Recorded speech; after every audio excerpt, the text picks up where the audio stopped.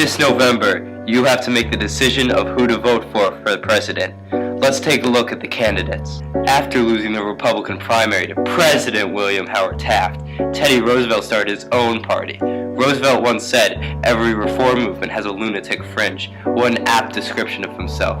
While President Taft has been working to bust trust and improve American investment abroad, Teddy has been shooting animals in Africa. He calls himself a conservationist, but all he wants is animals to be protected from hunting by the working class so he can do all the killing himself. Roosevelt perverted the Monroe Doctrine, who imperialized the Dominican Republic, Cuba, and Panama, among others.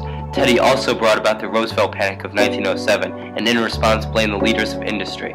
Let's not also forget the Brownsville Affair of 1906, when Roosevelt dishonorably discharged a unit of Black Army troops, refusing to give them a fair hearing to defend themselves against charges they had not committed.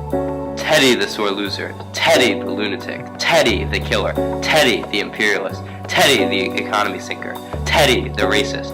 After 2 long terms in office, Teddy Roosevelt left to go to Africa. Let's tell him he can stay there. And then there is Woodrow Wilson. Woodrow Wilson does not believe in economic freedom. Wilson believes that if a corporation gets too large, it should be disbanded, regardless of its intention. He does not think that a hardworking man should have any incentives to build a business, because it will just be destroyed by the government at any arbitrary time. Woodrow Wilson once wrote, "White men were roused by a mere instinct of self-preservation until at last there had sprung into existence a great Ku Klux Klan, a veritable empire of the South, to protect the southern country." Wilson's family sympathized with the Confederate rebels and cared for the troops during the Civil War. Do you want a racist in the White House? All his life, Woodrow Wilson has never understood America. He has routinely professed more love of the British parliamentary system than our own republic. He wrote books and scholarly articles about his beliefs.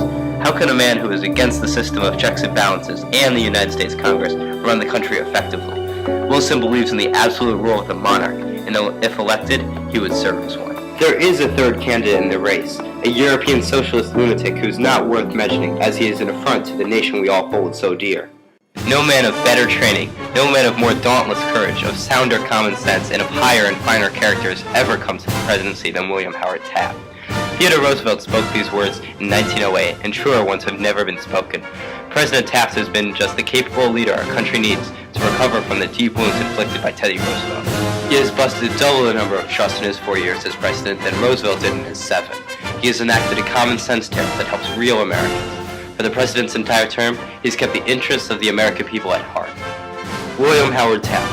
Courage, leadership, action. Don't be daft, vote for Taft!